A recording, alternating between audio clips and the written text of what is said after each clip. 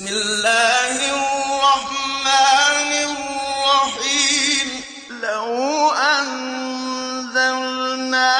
هذا القرآن على جبل لرأيته خاشعا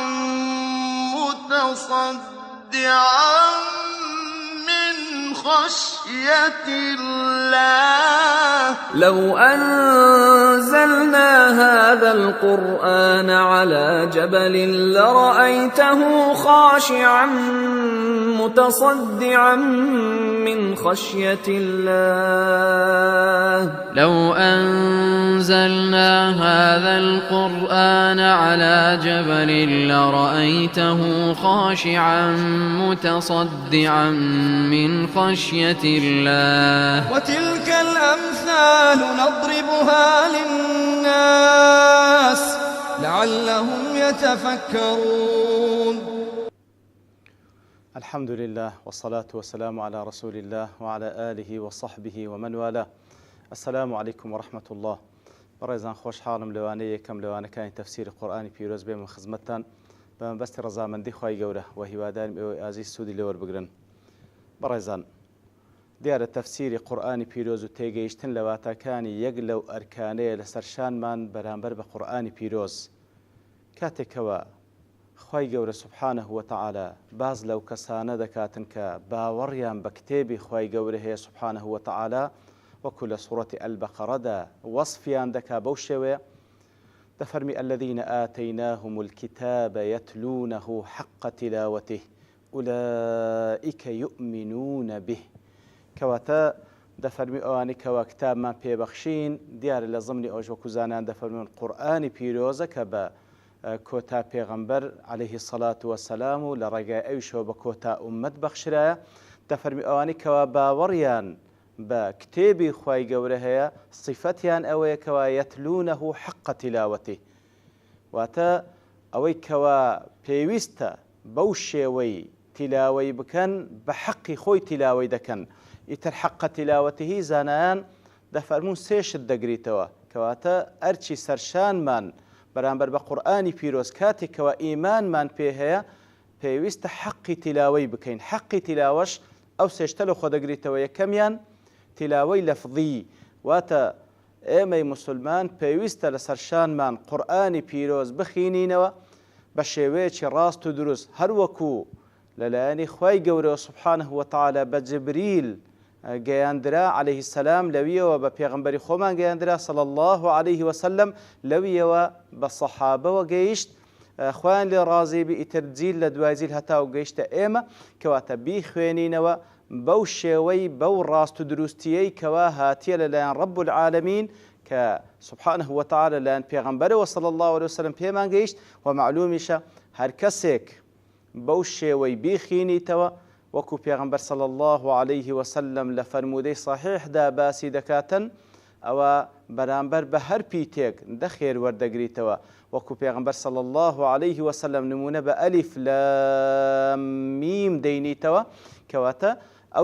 ئەو شەیکەوە لەو سێ پیتە پێک هاتیە واتە هەر کەسێک کە کتابی خوای گەورە دەخینتەوە دەفەرمی ئەلیف لام میم سی خێری پێدەگا بسم الله الرحمن الرحیم 19 پیتە 109 خێری پێدەگا. ئیتر بەو شێوەیە ئەوە یەک لە بەرەکەتەکانی قورئانی پیرۆزە و ئەرچی سەرشانمانە بەرامبەر بە قورئانی پیرۆز تیلاوەی لەفظی بکەین و بیخوێنینەوە.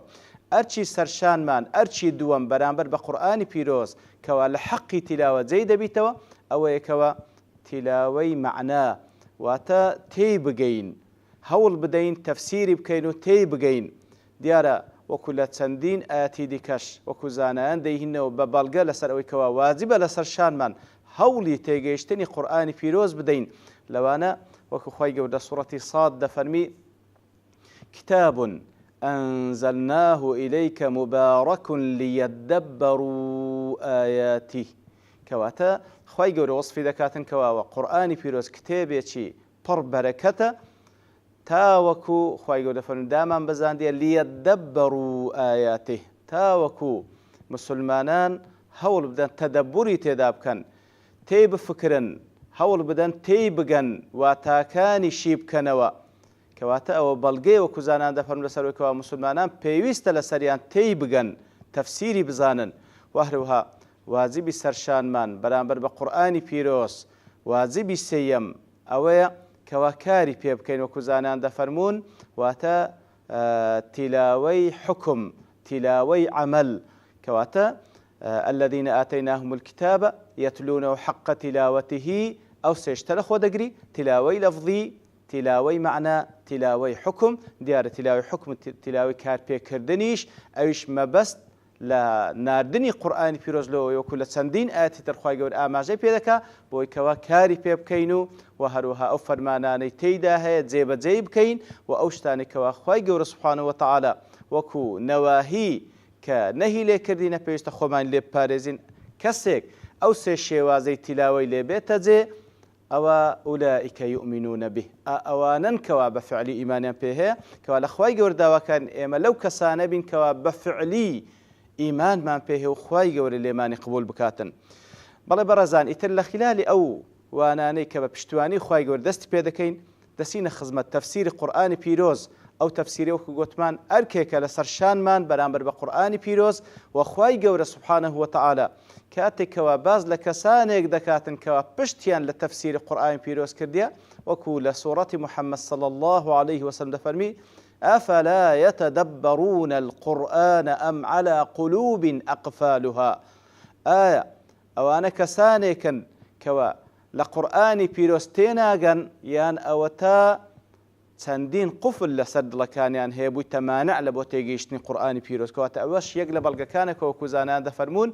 پێویستە ئینسانی موسڵمان هەوڵ بدا تێی بگاتن هەوڵ بدا تێی بگا دیارە کە باس لەوەش دەکرێت کە ئەرچی سەرشانمان ئەو سێ کارەیە وەکو باسمان کرد تیلاوە و هەروەها تێگەیشتن و کارپێکردنی تێگەشتنەکەی و تەفسیرەکەی کە ئەرچی ناوەندیە ئەرچی ناوەڕاستە لە نێوان دوو ئەرکەکەی تر بەڕاستی تەئسیری هەیە لەسەر دوو ئەرکەکەی تریش لەبەر ئەوەی کاتێک ئێمە تام و لەزەت لە تیلاوە و خوێندنەوەکەی دەکەین کاتێکەوە تێی بگەین و هەروها کاتێکەوە تێی دەگەین ئەو جا دەتوانین بە تەواوەتی ئەرچی سەرشانمان کە ئەرچی سێمە جێبەجێ بکەین کەوا کارپێکردنە ئەگەر نا بە چ شێوەیە کاری پێ دەکەی کە تێی نەگەی لێ بەڕاستی ضرورەتی تەفسیر ئەوە وەکو لە خلالی ئەوەدا بەدیار دەکەویتن کەوا تەئسیری لەسەر تیلاوە و لەسەر کارپێکردنەکەشی هەیە لە سەروی ئەوەش کە وەکو وتمان فەرمانێکی خواییە سوبحانه وتعالى کە هەوڵدان لە بۆ تێگەیشتنی قورئانی پیرۆز وەڵڵاهی کەسێکەوە خەریکی قورئانی پیرۆز بی هەوڵ بدا لەگەڵی بژیە و تێبفکری و هەوڵ بدا تێی بگا و بەهۆیەوە وەکو بەندایەتی و عوبودیەتێک لە خوای گەورە نزیک بیتەوە لە پێش قیامەت و لە پێش ئەجر و پاداشتە قیامەتیش وەڵڵاهی لە دنیاشدا لە سەعادەت و بەختەوەریەک دەژیێ تەنها ئەو کەسانە دەیزانن کەوە بە خۆیان تامیان کردێ خوای گەورە لەوانمان بژمێری بەڵێ خۆشەویستیان دیارە تەفسیر لەلایەنی لوغەتەوە تەفسیر بە مانای الکەشف عن المغەطا دێ واتە شتێک داپۆشراو بی پێی ئەتوبەی سەری هەڵدەیەوە تاکو تێی بگەی کەوا چی لە بندایە ئیتر تەفسیریش لەلایەنی با بڵێن وەکو مستەلەحێکی شەرعی بەیان و مەعانی القورئان الکەریم کەواتە لەلایەنی شەرعیەوە وەکو مستەلەحێک و زاراوەیەکی شەرعی تەفسیر بریتیە لە بەیانکردنی واتاکانی قورئانی پیرۆز بەڵێ خۆشەویستان دیارە پێش ئەوەی دەست بە قورئانی پیرۆز بکەی وەکو خوێندنەوە وەکو تەفسیرکردن خوای گەورە فەرمانمان پێ دەکا ئیستعاذە بکەین وەکو لە سوورەتی النەحل خوای گەورە دەفەرمی فإذا قرأت القرآن فاستعذ بالله من الشيطان الرجيم دەفەرمی ئەگەر ویستت قورئانی پیرۆز بخوێنیەوە ئەوە خۆت بدە پەنای ذاتی الله سبحانه وتعالى لە شەڕی وەسوەسەکانی شەیطانی ڕەجیم کەواتە ئەگەر دەتەوێ سوود لە قورئانی پیرۆز وەربگری لە خلالی خوێندنەوەی قورئانی پیرۆز و هەوڵدان لە بۆ تێگەیشتن لە قورئانی پیرۆز پێویستە خۆت بدەیە پەنای الله سبحانه وتعالى تاوەکو پارێزراوبی لە وەسوەسەکانی شەیطان تاوەکو پارێزراوبی لەو شەک و گومانەی کەوا شەیطان هەوڵ دەدات بخاتە ناو دڵت بەرامبەر بە قورئانی پیرۆز لێ ئێمەش وەکو جێبەجێکردنی فەرمانێکی خوایی کەوا بەو سیغەیە لە سوورەتی ئەنەحل دەفەرمی ئێمەش پێویستە لە سەرەتای تەفسیرەکەمان بڵێن ئەعوذ بالله من الشەیطان الرەجیم و هەروەها کەمێک هەڵوەستەیەک بکەین لەسەر واتای ئیستیعاذە کە وەکو گوتمان فەرمانێکی خواییە. بەڵێ بەڕێزان ئیتر لێرەدا وەکو سەرەتا کە دەڵێن ئەعوذ بالله من الشەیطان الرەجیم فەرمانێکی خوایە کەواتە خوا نافەرمی ئەعوذ بالله من الشەیطان الرەجیم بەڵکو فەرمانمان پێ دەکا بڵێن ئەعوذ بالله من الشەیطان الرەجیم وەکو ئاتێکەوە خوێنمان لە سوورەتی ئەنەحل. لێرەدا وەکو تێبینیەک زۆر جاران دەبین کەسانێک مامۆستایانی بەڕێز و یاخود هەر کەسێک کاتێکەوە دەیەوێ لە وتەکەیدا ئیستشهاد بە ئاەتێک لە ئاەتەکانی قورئانی پیرۆز بکە دەڵێ خوای گەورە دەفەرمی ئەعوذ بالله من الشەیطان الرەجیم ئەو ئاەت کە دەخینەوە بەڕاستیەوە لێرەدا وەکو خەتە و سەهوەیەکە کە دەیکا لەبەرەوەی خوای گەورە نافەرمی ئەعوذ بالله من الشەیطان الرەجیم بەڵکو خوای گەورە فەرمانمان پێ دەکا فاستعذ بالله من الشەیطان الرەجیم لێ پێویستە ئاگاداری ئەو سیغەیە بین کە دەڵێن خوای گەورە دەفەرمی یەکسەر ئاەتەکە بخینینەوە یاخود لە پێش ئەوەی کە بڵێن خوای گەورە دەفەرمی بڵێ ئەعوذ بالله من الشەیطان الرەجیم خوای گەورە دەفەرمی ئەوجا ئاەتەکە بخوێنیەوە بەو شێوەیە. دیارە ئەعوذ بالله من الشەیطان الرەجیم وەکو معلومەکەوە زانایان زاراوەی ئیستعاذە لە بۆی بەکاردێنن خۆدانە پەنا. ئیتر ئەعوذ بالله من الشەیطان الرەجیم خۆم دەدەمە پەنای ئەو زاتەی کە ئەڵڵایە لە شەڕی شەیطانی ڕەجیم. ئەعوذ کەلیمەی ئەعوذ لە ئەلعیاذ هاتیە خۆدانە پەنا دیارە لە زمانی عەرەبی ئەلعیاذ هەیە وەلیاذ هەیە ئەعوذ هەیە و ئەلوذ هەیە